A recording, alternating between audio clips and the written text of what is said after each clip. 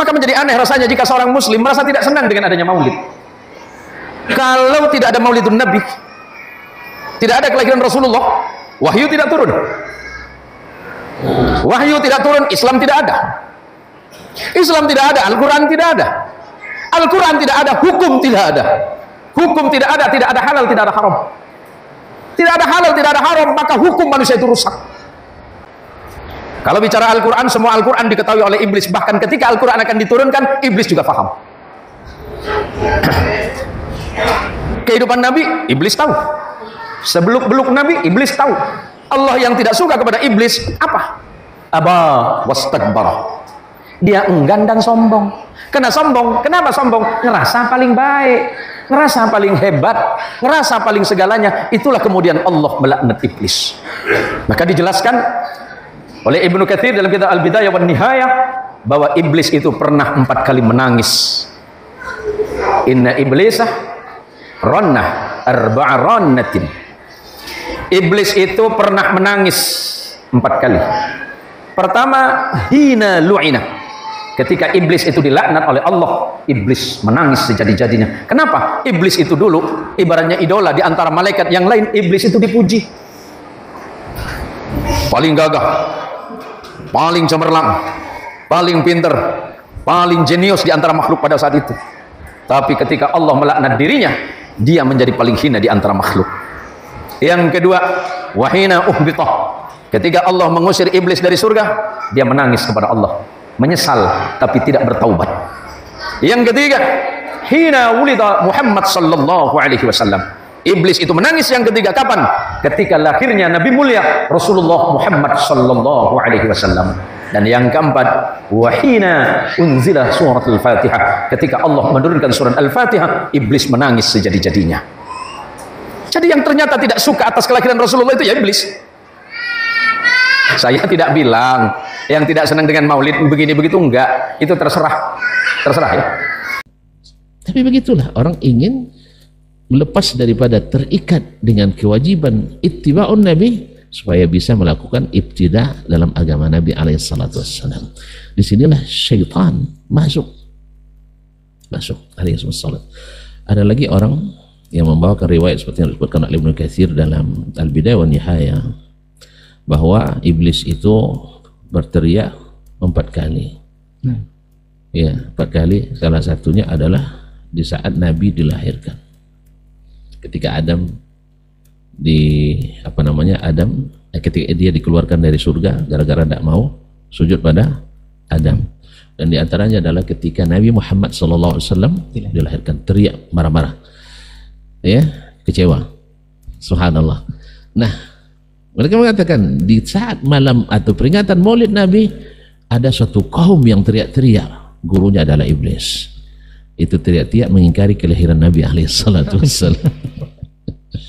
Nah, kaum muslimin dan muslimat dirahmati Allah, ini orang bicara memang karena hawa. Pertama, riwayatnya juga wallahu alam. Yang kedua, penafsirankan bahwa ini maksud dengan itu, yaitu berteriak-teriak mengingkari, yaitu peringatan Maulid Nabi alaihissalatu wassalam disamakan dengan teriakan kecewanya iblis alaihi la'natullah.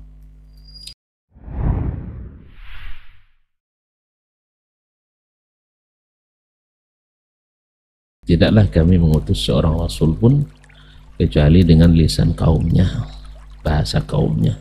Supaya apa? Liyubayyina lahum, supaya dia menjelaskan kepada mereka. Sehingga apa yang terjadi? Wa yudhillullahu man yasha. Lalu Allah biarkan sesat siapa yang dia kehendaki setelah jelas. Karena kalau belum jelas petunjuk, tidak bisa kita menentukan mana yang benar, mana yang salah, mana yang sesat, mana yang lurus, mana yang selamat. Jadi setelah dijelaskan oleh Nabi tersebut, nah sekarang disuruh orang memilih antara memilih yang lurus atau memilih yang menyimpang. Wa yudhillullahu man yasha wa yahdi man yasha. Lalu Allah sesatkan orang yang dia kehendaki dan Allah berikan hidayah kepada siapa yang dia kehendaki. Siapa yang diberi hidayah kepada yang dikehendaki, fa may yuridillahu ay yahdiyahu yashrah sadrahu lil Islam. siapa yang Allah inginkan dia dapat hidayah, maka hatinya lapang menerima al-Islam. Ingat dia pakai alif lam. Alif lam, al-Islam ma'rifah. Berarti kalau sudah ma'rifah tidak perlu lagi idhafah, tidak perlu tambahan. Maka tidak ada Islam Nusantara, nggak ada Islam liberal, nggak ada Islam ini dan itu, tidak ada. Yang ada adalah al-Islam. Islam yang mana? Alif lam di sini lil ahdi dzihni, yaitu terpatri dalam pikiran kita. Bila disebut Islam berarti Islamnya yang diajarkan oleh Sayyiduna Muhammad sallallahu alaihi wasallam. Sebaliknya, wa may yurid ayyudillahu, siapa yang Allah ingin sesatkan dia, yaj'al sadrahu dayiqan haraja, Allah jadikan dadanya sempit dan sesak, ka'annama yas'adu fis sama, seperti orang yang naik lurus ke langit. Orang militer dari Amerika kalau saya tidak salah menguji coba ayat ini dengan mengendarai pesawat tempur B-12 atau F-16, yaitu dengan lurus menuju ke atas, maka dia merasakan benar menyesakkan dadanya tanpa rekayasa. Jadi memang kalau orang yang naik lurus ke atas itu menyesakkan dada. Maka Allah berikan takbir bahwasanya ka'annama yas'adu fis sama, seperti orang yang mendaki langsung ke atas. Dan ini ma'ruf. Makanya para pendaki tidak langsung ke atas tapi memutar. Makanya jalan-jalannya pegunungan itu berkelok-kelok, tidak langsung begini. Ini menyesakkan napas dan menyesakkan mesin. Jangan napas kita, napas kendaraan pun. Jadi orang-orang yang Allah inginkan dia sesak napasnya menerima Islam, sempit dadanya. Islam yang mana? Islam yang dibawakan oleh Nabi alaihissalatu wassalam, al-Islam. Nah, kenapa ada yang dibiarkan sesat, ada yang diberikan hidayah setelah dijelaskan oleh para Nabi alaihissalatu wassalam? Karena Allah apa? Wa huwal azizul hakim, Allah itu maha perkasa dan maha hikmah. Jadi segala sesuatu itu dia lakukan dengan kekuasaannya mutlak dan pasti ada hikmahnya. Hikmahnya apa? Yang ada, kalau ada yang menuntut, kenapa kau biarkan aku sesat? Kan sudah tunjukkan jalan. Dan bahkan diberikan ancaman, jalan kiri masuk neraka, jalan kanan masuk surga.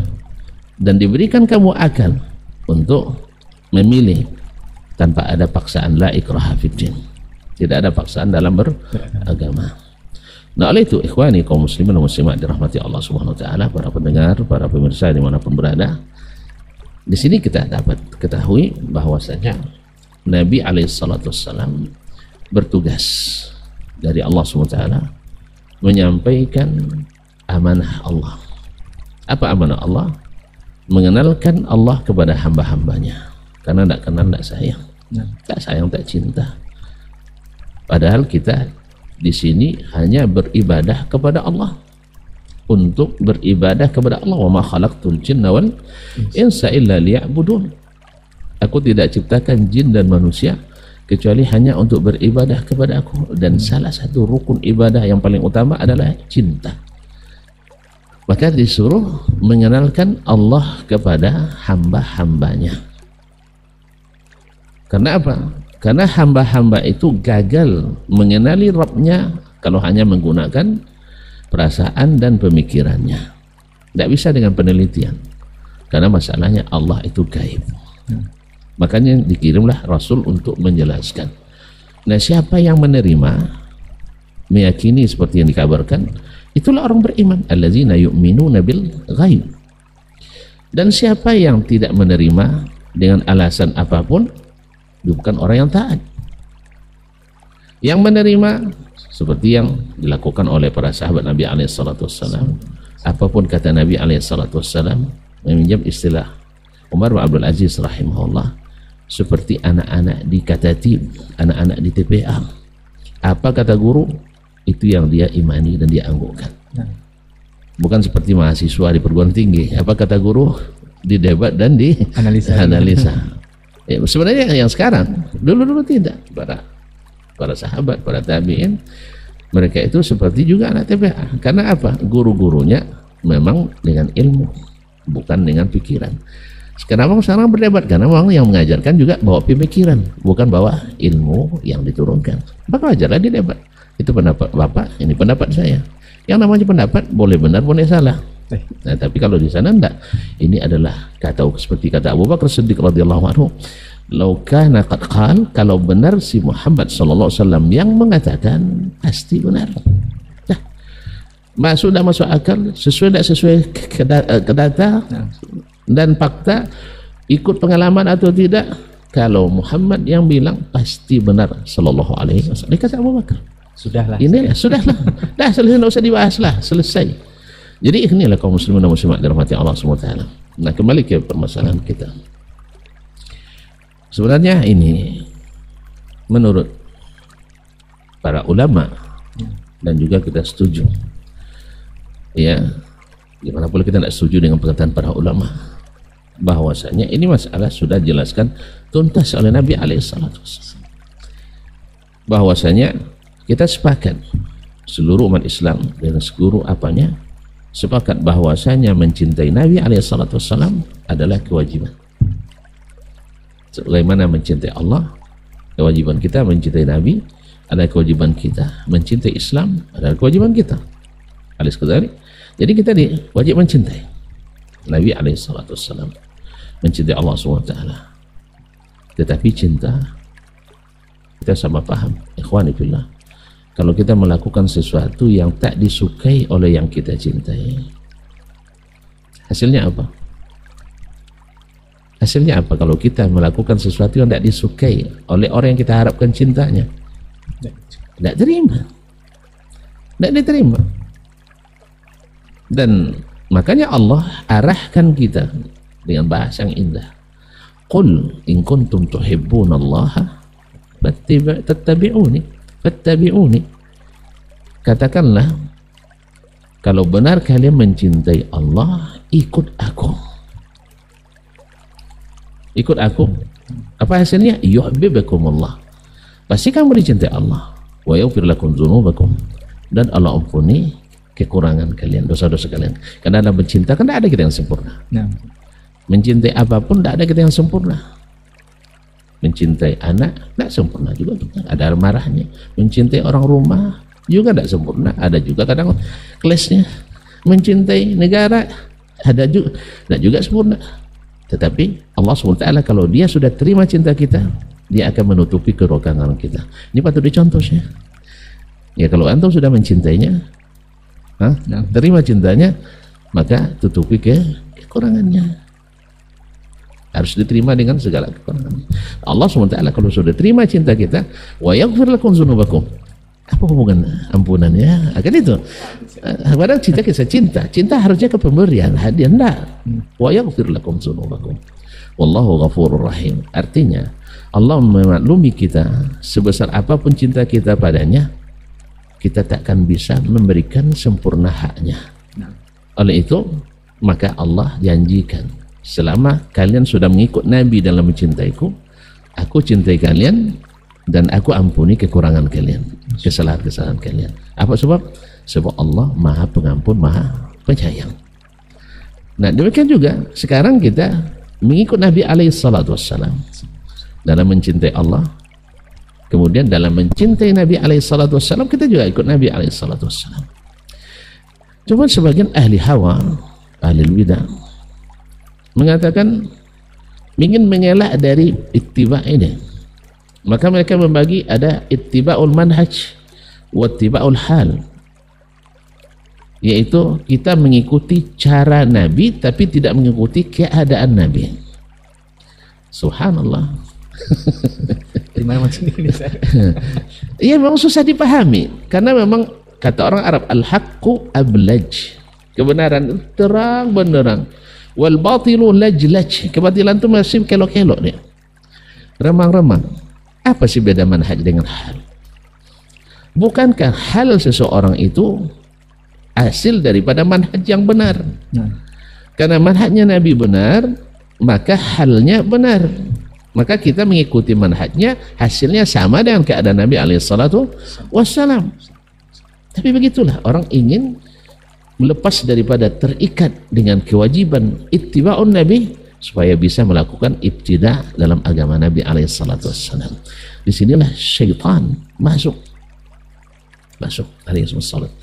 Ada lagi orang yang membawakan riwayat seperti yang disebutkan oleh Ibnu Katsir dalam Al-Bidayah wa Nihayah, bahwa iblis itu berteriak 4 kali. Ya, 4 kali. Salah satunya adalah di saat Nabi dilahirkan. Ketika Adam ketika dia dikeluarkan dari surga gara-gara tidak mau sujud pada Adam. Dan diantaranya adalah ketika Nabi Muhammad SAW dilahirkan, teriak marah-marah, ya, kecewa. Subhanallah. Nah, mereka mengatakan di saat malam atau peringatan Maulid Nabi ada suatu kaum yang teriak-teriak, gurunya adalah iblis. Itu teriak-teriak mengingkari kelahiran Nabi alaihissalatu wassalam.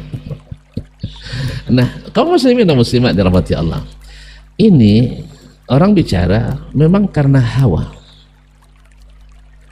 Pertama, riwayatnya juga wallahu alam. Yang kedua, penafsirankan bahwa ini maksud dengan itu, yaitu berteriak-teriak mengingkari, yaitu peringatan Maulid Nabi alaihissalatu wassalam disamakan dengan teriakan kecewanya iblis alaihi la'natullah.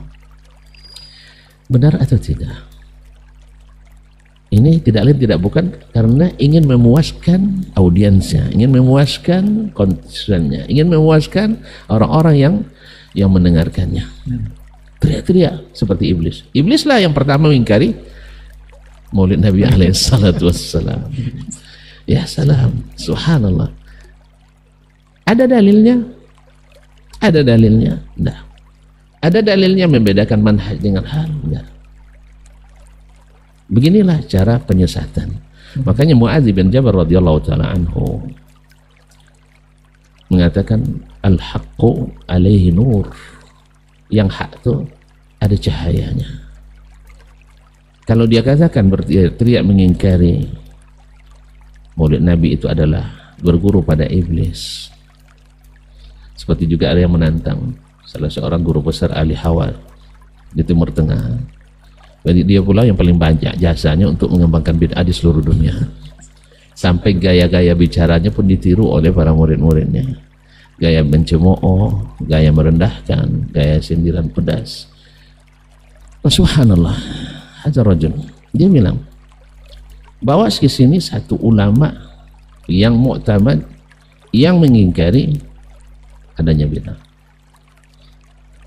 Bahwa maulid itu adalah, dengan maulid itu ada bid'ah. Kalau kita mau jalan cepat, sah. Kita katakan yang pertama ingkarinya Nabi alaihissalatu wassalam. Bukan ulama lagi. Bukan ulama, Nabi yang mengingkari. Sebab apa? 23 tahun dia hidup bersama Nabi, bersama para sahabat dalam dakwah. Tidak ada lewat Rabiul Awal selama dia hidup itu dalam dakwah. Dan Nabi tidak tahu dia bahwasanya hari itu hari yang harus diperingati dan dibesarkan sebagai bentuk cinta kepadanya. Kan dari dia juga yang kita dapat berita bahwa malam kelahirannya datang cahaya menyinari sampai ke Syam. Dari beliau juga bahwa ibunya bermimpi dan seterusnya. Dari beliau juga kita ketahui segala riwayat tentang keutamaan kelahiran Nabi alaihissalatu wassalam. Nah, kenapa beliau tidak melakukannya? Oh, kan Nabi meninggalkan dah hujjah, Ustaz. Lah, para sahabat as-salaf mengatakan karena Nabi meninggalkan itu sunnah. Paham tak? Nabi mengerjakannya sunnah. Nabi meninggalkannya sunnah. Ketika salah seorang khalifah dari Bani Umayyah, kalau saya tidak salah Hisam bin Abdul Malik bin Marwan atau selainnya, atau Sulaiman bin Abdul Malik bin Marwan atau selainnya, ketika berdoa di khutbah Jumat, mengangkat kedua tangannya, salah seorang sahabat yang hadir, kalau tidak salah Imran bin Husain radhiyallahu taala anhu, qabbahallahu hatainil yadain, semoga Allah burukkan kedua tangan ini. Wallahi ma ra'aitu Rasulullah sallallahu alaihi wasallam zada ala an yarfa' usba'ahu sabbabatah ila sama. Saya tidak pernah selama Nabi khutbah, berapa kali Nabi khutbah di hadapan mereka. Jumat kapan diturunkan? Tahun pertama Hijriah. Sah? Jumat turunkan sebetulnya berarti 10 tahun Nabi khutbah Jumat di depannya dan khutbah-khutbah yang lainnya. Kalau Jumat, kalau hitung tahun Masehi 52 Jumat dalam setahun. Berarti 52 Jumat kali 10 tahun 520 kali khutbah Jumat Nabi alaihissalam. Hitunglah dipotong yang musafir. Tinggal misalnya 400 kali beliau khutbah, tak sekalipun Nabi mengangkat kedua tangannya ketika berdoa. Berarti meninggalkan mengangkat tangan hujjah dan sunnah menurut para sahabat Nabi alaihissalam. Atau katakan bahwa meninggalkan itu tidak sunnah. Demikian juga ijma' para sahabatnya. Bukankah mereka juga yang menukil semua keutamaan tentang maulid ini kepada kita? Tentang bahwa akan terjadi perubahan besar terhadap dunia Islam, terhadap dunia yang akan mengisi dengan keadilan. Mereka juga akan mengajarkan ini kepada kita.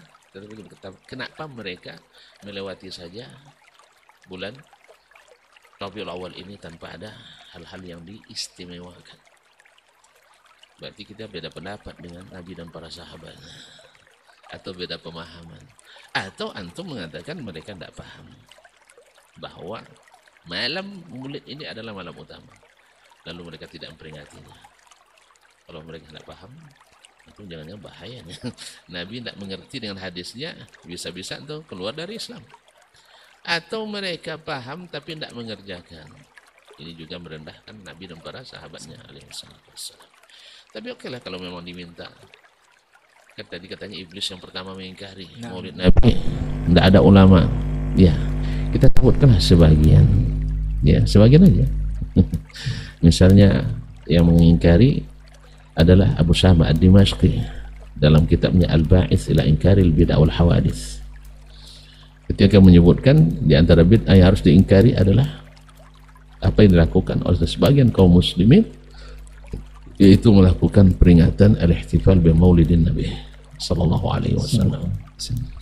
Demikian pula Al-Fakihani, Al-Iskandarani, Al-Misri, ulama Mesir, Asy-Syafi'i, bermadzhab Syafi'i, juga menyebutkan hal tersebut, bahwasanya dia mengingkari bahwa ini tidak dilakukan kecuali oleh al-battalun, yaitu orang-orang yang tidak serius beragama.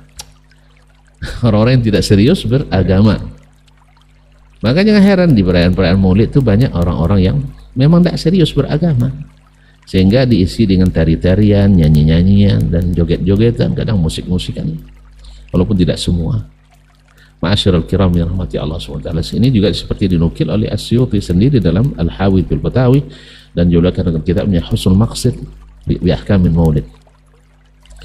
Kemudian juga diingkari oleh imam yang selalu jadi rujukan kita dalam mentahsin bid'ah, ya, padahal beliau tidak seperti yang dibayangkan, yaitu Imam Ibnu Hajar Al-Asqalani. Kalau sebut Taimiyah nanti kan ini Wahabi ini kan. Nah, jadi kaum muslimin dan muslimat rahmati Allah SWT, Ibnu Hajar rahimahullah juga menyebutkan dalam salah satu kitabnya, juga dinukil oleh Suyuti dalam Al-Hawi, bahwasanya beliau mengatakan aslul ihtifal bil maulidi bid'atun, asalnya memperingati itu adalah bid'ah. Dan kita tahu bahwa sesungguhnya bid'ah sesuatu yang ditambahkan, padahal sudahlah, sebenarnya sudah cukup apa yang dijelaskan oleh Nabi alaihissalam. Wasyahid ikhwani fillah, dan masih banyak ulama-ulama lain dari Hanafi, dari Malik, Ibnul Hajj al-Maliki juga dalam kitabnya Al-Madkhal ila al-Bid'ah wal Hawadits juga mengingkari hal tersebut. Tapi jangan antum bilang kenapa as-salaf tidak mengingkari. Kenapa tidak diingkari misalnya oleh tabi'in, oleh sahabat, oleh tabi'in atau imam yang empat? Tidak ada mereka mengingkari katanya. Iyalah belum ada. Barangnya belum ada. Belum ada zaman mereka, maka mereka tidak ingkari. Tapi setelah ada, maka segera para ulama mengingkarinya. Kemudian di negeri Islam yang tidak dia ada peringatan, tentu mereka tidak tahu, itu tidak ada diingkarinya. Oleh itu ikhwani kaum muslimin dan muslimat dirahmati Allah SWT, kembali ke permasalahan tadi, bahwasanya kenapa ini dulu mereka di masa Nabi alaihissalam lewat bulan-bulan seperti ini mereka aman, nyaman. Kemudian masa Assalamualaikum warahmatullahi wabarakatuh. Sampai jumpa kembali di World Islam Channel.